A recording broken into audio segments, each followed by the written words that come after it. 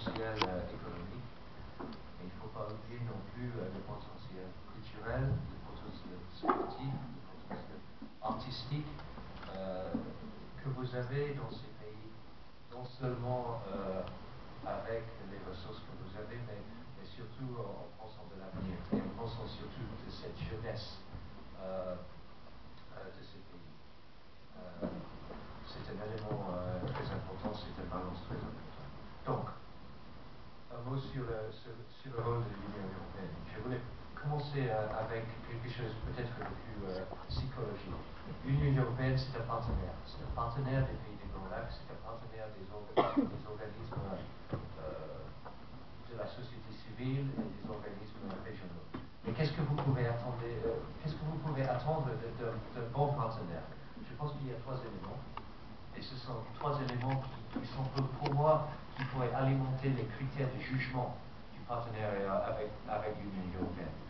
Premièrement, je ne sais pas si ça existe en français, la prédictabilité. Deuxièmement, la fiabilité.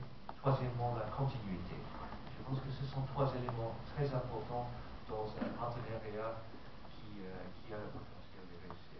En même temps, on attend quelque chose de nos partenaires. Qu'est-ce qu'on attend de nos partenaires? Je pense qu'on attend peut-être trois choses. Premièrement, l'appropriation. On ne peut pas engager ensemble dans des réformes importantes. Par exemple, la réforme de l'armée en RDC. Par exemple, les élections en RDC. Par exemple, l'énergie au Rwanda. Par exemple, l'alimentation, la sécurité alimentaire au Burundi. Sans avoir des interlocuteurs qui sont engagés, qui ont approprié les politiques et qui sont prêts à travailler ensemble au niveau politique et au niveau opérationnel. Deuxième demande, je pense que c'est une demande de coordination. Nous ne sommes pas seuls en tant que bailleur de fonds, en tant que partenaire. Il y a d'autres partenaires aussi qui sont très importants, et surtout dans les Grands Lacs, avec le MONUSCO et le système des Nations Unies, avec les pays membres de l'Union européenne, avec les États-Unis, etc.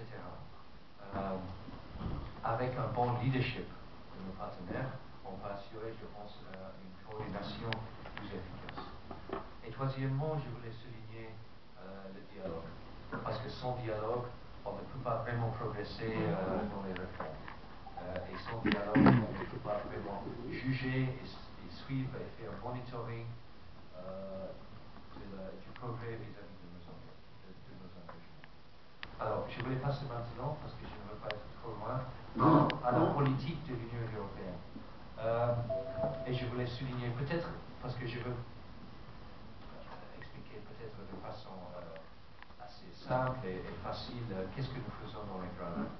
Et je pense que, évidemment, les déclarations politiques de l'Union européenne dans les Grands Lacs, ça c'est des pages et des pages, et je veux peut-être essayer de donner dans une phrase ce que nous faisons.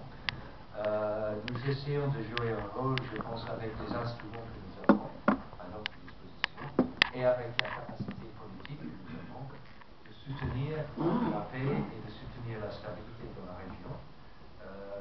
Et je voulais souligner en particulier à travers les engagements pris formellement déjà, et cela veut dire surtout l'accord cadre pour la paix, la sécurité et la coopération d'Addis Abeba de 2013.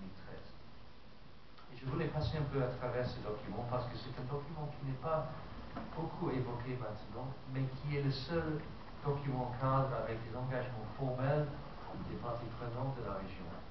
Et c'est un document qui est vraiment à l'origine des politiques et des programmes de l'Union européenne.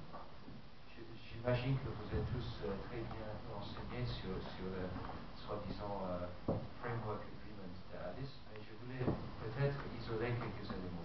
Premièrement, on a des engagements au niveau de la RDC, spécifiquement. La réforme du secteur de sécurité. Et là, nous sommes, l'Union européenne, fort engagée avec la réforme de la police et avec la réforme de l'armée. La réforme de l'armée, c'est un défi énorme, non seulement en